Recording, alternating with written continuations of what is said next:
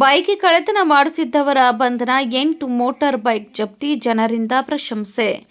ಗೋಕಾಕ್ ಗ್ರಾಮೀಣ ಪೊಲೀಸ್ ಠಾಣೆಯಲ್ಲಿ ದಾಖಲಾಗಿದ್ದ ಬೈಕ್ ಕಳ್ಳತನ ಪ್ರಕರಣವನ್ನು ಭೇದಿಸುವಲ್ಲಿ ಪಿಎಸ್ಐ ಕೆಬಿ ವಾಲ್ಕೀರ್ ನೇತೃತ್ವದ ಪೊಲೀಸ್ ತಂಡ ಯಶಸ್ವಿಯಾಗಿದ್ದು, ವಿವಿಧ ಠಾಣಾ ವ್ಯಾಪ್ತಿಗಳಲ್ಲಿ ಕಳುವಾಗಿದ್ದ 4 ಲಕ್ಷ ರೂಪಾಯಿ ಮೌಲ್ಯದ 8 ಬೈಕ್ಗಳನ್ನು ಜಪ್ತಿ ಮಾಡಿ ಪ್ರಶಂಸೆಗೆ ಪಾತ್ರವಾಗಿದೆ.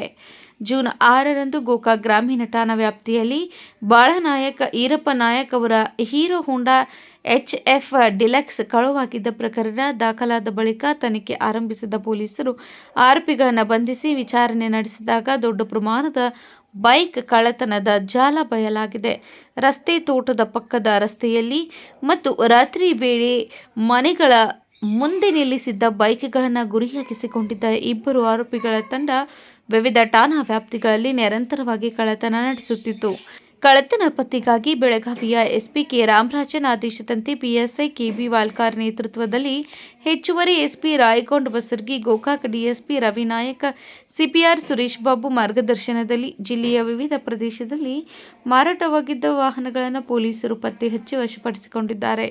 ತನಿಖೆಯಲ್ಲಿ ಮೂಡಲಗಿ ತಾಲೂಕಿನ ಹಳ್ಳೂರು ಗ್ರಾಮದ ಮುತ್ತಪ್ಪ ಉರ್ಫ್ ಮುತ್ತು, ತಂದೆ ಹನುಮಂತ ಬೆಳಗಲಿ ಮತ್ತು ರಾಯಬಾಗ ತಾಲೂಕಿನ ಕಪ್ಪಲಗುದ್ದಿ ಗ್ರಾಮದ ಯಮನಪ್ಪ ಯಲ್ಲಪ್ಪ ದೊಡ್ಮನಿ ಇವರು ಕಳವು ಮಾರಾಟ ಮಾಡುತ್ತಿದ್ದ ಸದ್ಯ ಇಬ್ಬರಿಂದ ಜಪ್ತಿ ಮಾಡಿ ಬಂಧಿಸುವಲ್ಲಿ ಯಶಸ್ವಿಯಾಗಿದ್ದಾರೆ.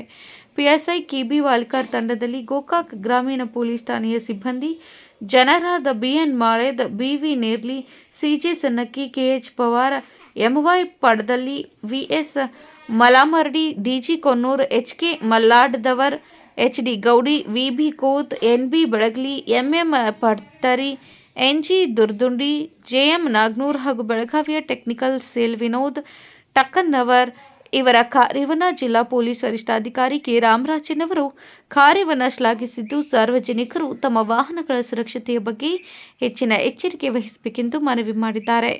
Manohar Megeri, KMM news, Gokak.